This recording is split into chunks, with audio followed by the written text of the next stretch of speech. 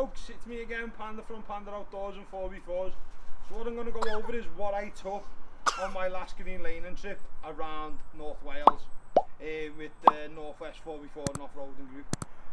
Okay, so I take stuff that other people mightn't take, but I don't have everything that people who've been a bit more experienced take with them. It's just you take what you've got and what you can afford at the time, but you need to take some bare minimals. Okay, so first thing that we take is I've got this blue box here. This is just a cheap box that I got off Facebook Marketplace. It's what the shops get, the new stock in. It's a tote box. They're really good and they're really durable. What we take in there? Okay, so what we take in there, we have two straps. Okay, I have a long strap for pulling people out and extending my winch. I have a smaller one that I use as like a tree hugger, so when I have to recover myself, I can wrap that around the tree so there's no damage to the tree. Also, I have a snatch block on there that can double up the power of your winch, and also it can recover people who are on an awkward angle that you can't get to. Two metal shackles and a soft shackle. The soft shackles, in my opinion, are a lot more safer and a lot better. So you should always, I suggest, not the snatch block, but you should have two straps and at least two shackles when you're going out. Okay, so moving on to that, I have a trolley jack, just a small 2-ton trolley jack, and I have a small bottle jack that's up to 2 ton. Okay, the 2 ton is, you're only going to be lifting 1/4 of the car at a time, so it only has to be capable to lift 1/4 of your vehicle. So in our case, this is probably about 2 ton, maybe a bit less, so it's easily going to pick up 1/4 of it. You're only picking up 1/2 ton. Moving on, we've got our tyre inflator. This is just an Amazon tyre inflator. Okay, it does the job, as you can see. Just comes in this little bag, and your attachments are just in this bit. But I will be doing a review on that, so I won't have to go into it on this video. Okay, in here we've got a tyre deflator. Again, I'll show you that on the video that we're going to do reviewing the tyre inflator. But we do have a tyre deflator with us. Again, they're only cheap, about 9 to 10 quid on eBay. And also I take an emergency puncture repair kit. If you've popped 2 tyres, you put your spare on one. At least if it's only a small hole, you can get yourself back on the lanes with this kit. Again, they're only about 15 quid on Amazon, so I suggest you all invest in them. Moving on, I have a bag of tools with me. So we've got a cracker bar with the appropriate socket to get our wheel nuts off, a couple of pairs of gloves, mole grips in there. I take a reciprocating saw and a tape for cutting down overhanging branches or stuff like that we can't get through, ratchet straps, screwdrivers and a few spanners. We also take a socket set with us that's appropriate for our vehicle. So in this socket set we have a 1/4 inch drive for taking any smaller components off like battery terminals, and then we have a 1/2 inch drive for taking the bigger nuts off. There's no point taking a socket set with you that's not appropriate for your vehicle. Moving on, I take a battery booster with me as well. So this is a booster pack, so if you can't get to a vehicle with jump leads, you can get to a vehicle that's stalled or has a potential battery problem with the booster pack. This will crank over vans, Land Rovers, anything like that. Really good bit of kit. Okay, so if you just come in closer, in this box is where I keep all my straps and the rest of my tools. We have spare pipes for the truck. There's normally a spare starter motor, spare alternator, but we haven't got any left, so we're just waiting to get some new ones of them. We keep power steering fluid, little bit of oil, de-icer, brake cleaner, and we also have a little mini chainsaw.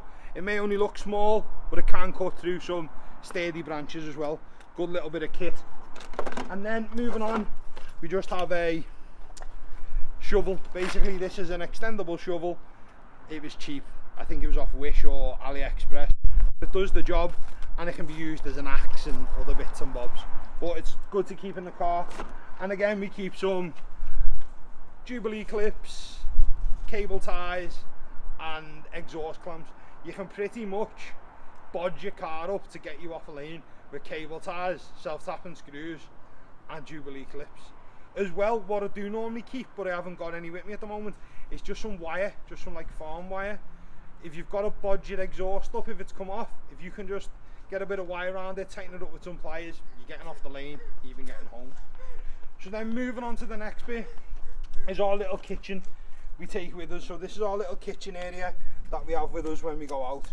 Ridge Monkey toasty makers are essential. Okay, nothing nicer than having a bit of warm food on the lane.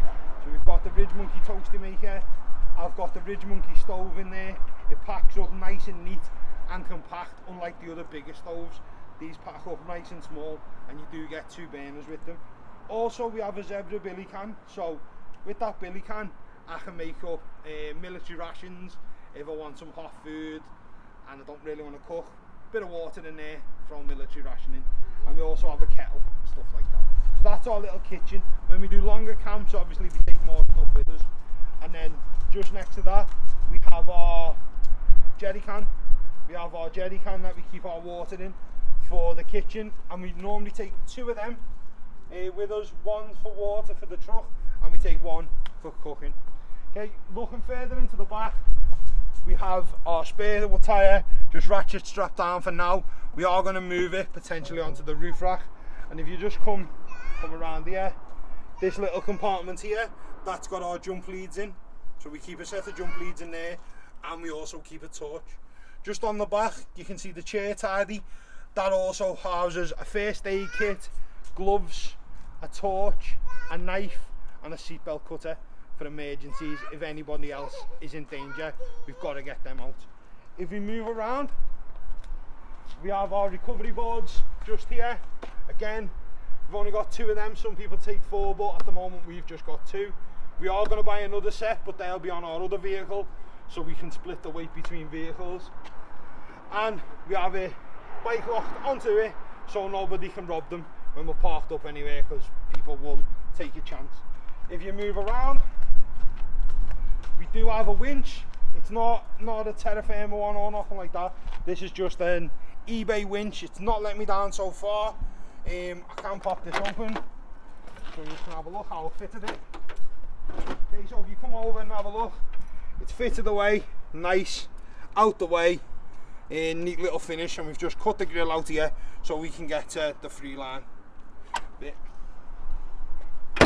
And then if you just follow me around, we do have a little fridge. It's not an amazing, it's just a small little Halfords fridge we just keep behind the seat, just to keep our cans cold or our sandwiches a bit cooler when we're out on a little day trip. Okay, so I've been Panda. Thanks for watching. If you're liking these videos, and if this video was helpful, please share it in any relevant groups. I'm quite new. I've only been doing off-roading for just over a year, but I've been doing outdoor stuff most of my life. So I'm going to bring you along for the journey. I'm going to post a link for Greg's video. He's done a similar video to mine on his YouTube channel, so what I'm going to do, I'm going to post a link for that in the description below. He's a lot more experienced off-roading than me, so he's got a lot of different kit. Okay, so again, thanks for watching. I've been Panda, and hopefully I'll see you outdoors sometime. Take care now.